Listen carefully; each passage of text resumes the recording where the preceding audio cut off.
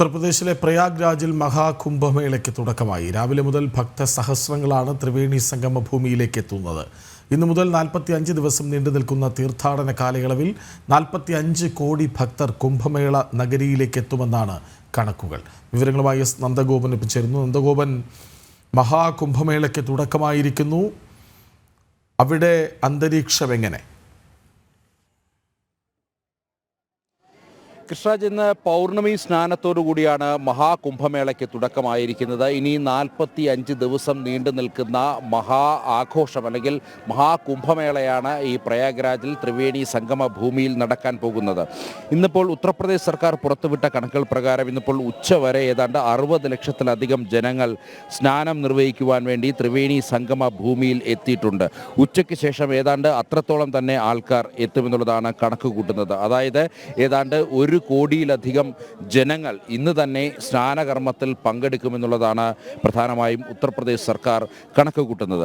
നാളെ ഈ കുംഭമേളയുമായി ബന്ധപ്പെട്ട ചടങ്ങുകളിൽ ഏറ്റവും പ്രധാനപ്പെട്ടത് സ്നാനമാണ്. അതായത് ഗംഗ, യമുന, സരസ്വതി നദികൾ സംഗമിക്കുന്ന പ്രയാഗ്രാജിലെ ത്രിവേണി സംഗമ ഭൂമിയിൽ സ്നാനം നടത്തി ജീവൻ മുക്തി നേടുക എന്നുള്ളതാണ് ഭക്തരുടെ സങ്കല്പവും അഭിലാഷവും.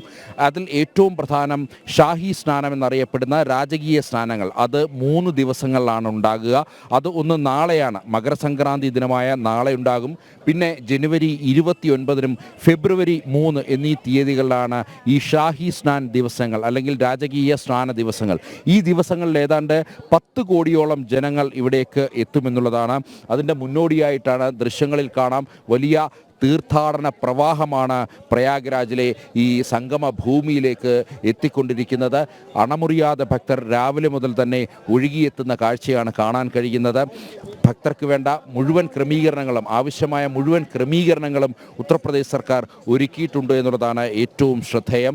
അതായത് ഇത്രയധികം കോടിക്കണക്കിന് ജനങ്ങൾ ഭക്തരെത്തുന്ന അവർക്ക് വേണ്ട പ്രാഥമിക കാര്യങ്ങൾക്ക് വേണ്ട സൗകര്യങ്ങളടക്കം തയ്യാറാക്കിയിരിക്കുന്നു എന്നുള്ളതാണ് ഏറെ പ്രത്യേകത.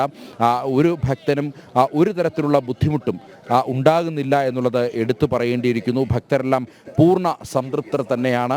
ഏതായാലും ഈ കുംഭമേള ഓരോ ദിവസവും നീണ്ടുപോകും തോറും ഭക്തരുടെ എണ്ണം വലിയ തോതിൽ വർദ്ധിച്ചു വരുന്ന സാഹചര്യം ഉണ്ടാകുമെന്നുള്ള കാര്യത്തിൽ തർക്കമില്ല. പ്രത്യേകിച്ച് രാജ്യത്തിൻ്റെ തന്നെ വിവിധ ഭാഗങ്ങളിൽ നിന്നും രാജ്യത്തിന് പുറത്തു നിന്നുമൊക്കെ തന്നെ ഭക്തർ ഇവിടേക്ക് എത്തുന്നു എന്നുള്ളതാണ്. അതിൽ ഏറ്റവും പ്രധാനം 144 വർഷങ്ങൾ കൂടിയിരിക്കുമ്പോൾ നടക്കുന്ന മഹാകുംഭമേളയാണ് ഇപ്പോൾ പ്രയാഗ്രാജിൽ നടക്കുന്നത്. അതായത് 12 കുംഭമേളകൾ, 12 പൂർണ്ണ കുംഭമേളകൾക്ക് ശേഷം നടക്കുന്ന മഹാകുംഭമേളയാണ് ഈ പ്രയാഗ്രാജിലിൻ്റെ മണ്ണിൽ നടക്കുന്നത്. സൂര്യ, ചന്ദ്ര, വ്യാഴ ഗ്രഹങ്ങൾ പ്രത്യേക രാശിയിലെത്തുന്ന ആ ഒരു മുഹൂർത്തത്തിലാണ് ഈ കുംഭമേള സ്നാനകർമ്മങ്ങൾ നടക്കുന്നത്. അതിനാൽ തന്നെ ജ്യോതിഷശാസ്ത്രപ്രകാരം അതീവ വിശിഷ്യമായ അല്ലെങ്കിൽ വളരെ പ്രധാനപ്പെട്ട ഒരു ദിവസം അല്ലെങ്കിൽ സ്നാനകർമ്മങ്ങൾ നിർവഹിക്കുവാൻ ഉചിതമായ ദിനം എന്നതിനാൽ തന്നെ ഇത് കേട്ടറിഞ്ഞും മനസ്സിലാക്കിയും രാജ്യത്തിൻ്റെ വിവിധ ഭാഗങ്ങളിൽ നിന്നും ഭക്തരുടെ, തീർത്ഥാടകരുടെ വലിയൊരു പ്രവാഹമാണ്. ഏതാണ്ട് 10,300-ലധികം പ്രത്യേക ട്രെയിൻ സർവീസുകൾ പ്രയാഗ്രാജിലേക്കുണ്ട്. അതിൽ 3,300 സർവീസുകൾ ഇതിനുവേണ്ടി മാത്രം സ്പെഷ്യലായി പ്രയാഗ്രാജിലേക്ക് റെയിൽവേ നടത്തുന്നു. കേരളത്തിൽ നിന്നും അടക്കം സ്പെഷ്യൽ ട്രെയിനുകളുണ്ട്. അങ്ങനെ കേരളത്തിൽ നിന്നും മലയാളികളുടെ ഒരു സാന്നിധ്യം അടക്കം ഇവിടെ ഉണ്ട്. അതേപോലെ തന്നെ കേരളത്തിൽ നിന്നുമുള്ള മഠങ്ങളുടെ സാന്നിധ്യം, സന്യാസി മഠങ്ങളുടെ, മാതാ അമൃതാനന്ദമയി മഠം പോലുള്ള സന്യാസി മഠങ്ങളുടെ ഒരു സാന്നിധ്യവും ഈ പ്രയാഗ്രാജിലെ ഈ പുണ്യഭൂമിയിലുണ്ട്. മാത്രമല്ല അമൃത ആശുപത്രിയുടെ സേവനമടക്കം ഈ പുണ്യഭൂമിയിൽ സൗജന്യമായി ലഭ്യമാക്കുന്നു എന്നുള്ളതാണ്. ഏതാണ്ട് 12 കിലോമീറ്റർ ദൂരത്തിൽ, ഗംഗയുടെ തീരത്ത് 12 കിലോമീറ്റർ ദൂരത്തിലാണ് ഈ മഹാകുംഭമേള നഗരി സജ്ജീകരിച്ചിട്ടുള്ളത്. ഇത് അവിടേക്ക് കടന്നു പോകുന്ന ഒരു വഴി മാത്രമാണ്. മലയാളികളാണ്. എവിടെ നിന്ന് വരുന്നു? കോഴിക്കോട്, എറണാകുളം, ബാംഗ്ലൂർ, പറവൂർ. കുംഭമേളയ്ക്ക് വേണ്ടി മാത്രം വന്നതാണ്. എന്താണ് കുംഭമേളയുടെ സവിശേഷത കേട്ടറിഞ്ഞ് ആദ്യമായി വന്നതാണ്? ഇവിടെ ആദ്യമായിട്ടാണ് വന്നേക്കണത്. പക്ഷെ ഒരുപാട് കേട്ടിട്ടുണ്ട് ഇതിനെക്കുറിച്ച്, അതുകൊണ്ട് വന്നതാണ്. നാളെയാണ് ഞങ്ങൾ കുളിക്കാൻ ഉദ്ദേശിക്കുന്നത്.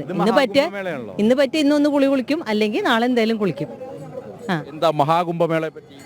144 വർഷങ്ങൾക്ക് ശേഷമാണ് മഹാകുംഭമേള ഉണ്ടാവുന്നത്. അർദ്ധകുംഭമേള 6 ഇയേഴ്സ്, 12 ഇയേഴ്സ് പൂർണ്ണ കുംഭമേള, 12 വർഷം കൂടിയിട്ട് 144 വർഷം കൊണ്ടിട്ടാണ് മഹാകുംഭമേള വരുന്നത്. അപ്പോൾ അതുകൊണ്ടാണ് ഞങ്ങൾ എല്ലാവരും വന്നത്. ഇത് ഞങ്ങളുടെ ജീവിതത്തിൽ ഒരിക്കൽ നടക്കുന്ന കാര്യം. അതെ, ഇപ്പം നടക്കാൻ നടക്കാൻ പോകുന്ന കാര്യം. ഇനി വേറൊരു മനുഷ്യാസിൽ വേറെ ജന്മം കിട്ടിയാലും വരാനാകില്ല. കാരണം 144 വർഷം ഒരാൾ ജീവിക്കില്ല. അതുകൊണ്ട് ഞങ്ങൾക്ക് അത്രയും തൃപ്തിയായിട്ട് പോയി വരണമെന്ന് വിചാരിച്ച് 10-ാം തീയതി വന്നാൽ അവിടെ. ഇനി 15-ാം തീയതി 14 കുളി കഴിഞ്ഞ് 15 കഴിഞ്ഞ് 16-ന് ഇതുവരെയായിട്ട് ഇവിടെ കണ്ടപ്പോൾ തോന്നിയ ഒരുക്കങ്ങൾ എങ്ങനെയുണ്ട്? Super, number 1. ഇത്രയും കാലം നമ്മളിവിടെ ഒരുപാട് കാലമായി വരുന്നു. പക്ഷെ ഇത്രയും വൃത്തിയായിട്ട് ഇതിങ്ങനെ നടത്താൻ പക്ഷെ ഒരൊറ്റ പ്രശ്നം, ഈ നടത്തം. ഇന്നലെ 13 കിലോമീറ്റർ നടന്നു, ഇന്നിപ്പോൾ 6 കിലോമീറ്റർ നടന്നു പോവുകയാണ്. ഞങ്ങൾ ഇവിടെ ഉണ്ട്, എന്താ അഗാഡ, നമ്മളൊരു മലയാളി സ്വാമിയുണ്ട്, നിങ്ങൾ വേണം വന്നു, സെക്ടർ 20. എന്താണ് യോഗി സർക്കാരിന്റെ ഒരു തയ്യാറെടുപ്പ്? അങ്ങേരുള്ളതുകൊണ്ടാണ് ഇതെല്ലാം ഭംഗിയായിട്ട് അച്ചടക്കത്തോട് നടക്കുന്നത്. ഇല്ലെങ്കിൽ ഇവിടെ ഉണ്ടല്ലോ ആളെ നമ്മളെ ഉന്തിയിട്ട് തട്ടും. അങ്ങേരെ വാസൽ കാല് തൊട്ട് തൊഴുത് നമസ്കരിക്കണം. സൂപ്പർ. മലയാളികളാണ് വിവിധ ജില്ലകളിൽ നിന്നും എത്തിയവരാണ്. ഈ മഹാകുംഭമേളയിൽ ഒരു മനുഷ്യായുസിൽ കഴിയുന്ന സാധ്യമാകുന്ന ഒരു കർമ്മം അത് നിർവഹിക്കുവാൻ വേണ്ടി കേരളത്തിൽ നിന്നും വിവിധ ജില്ലകളിൽ നിന്നും വന്നവരാണ്. അവർ ഇവിടുത്തെ ഒരുക്കങ്ങൾ വിലയിരുത്തിയതാണ്.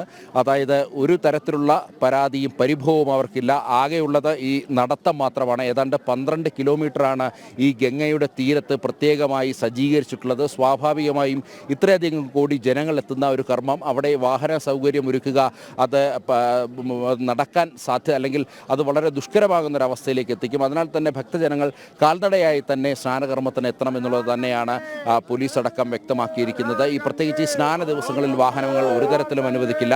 മറ്റ് ഈ പ്രധാനപ്പെട്ട സ്നാന ദിവസങ്ങളല്ലാതെ, അതായത് ഈ 45 ദിവസങ്ങളിൽ 7 സ്നാന ദിവസങ്ങൾ വരുന്നു. അതിൽ 3 ദിവസങ്ങൾ രാജകീയ സ്നാനം അല്ലെങ്കിൽ ഷാഹി സ്നാനം എന്നറിയപ്പെടുന്ന 3 രാജകീയ ദിവസങ്ങളാണ്. അതിൽ ഒരു പ്രധാനപ്പെട്ട ദിവസമാണ് നാളെ മകരസംക്രാന്തിയോടനുബന്ധിച്ച് ഈ നമ്മൾ സന്യാസി ശ്രേഷ്ഠന്മാർ അവർ സ്നാനത്തിനായി തിരഞ്ഞെടുക്കുന്ന ദിനമാണ് ഈ മകരസംക്രാന്തി ദിനമെന്നുള്ളത്. അതായത് നമ്മൾ ഈ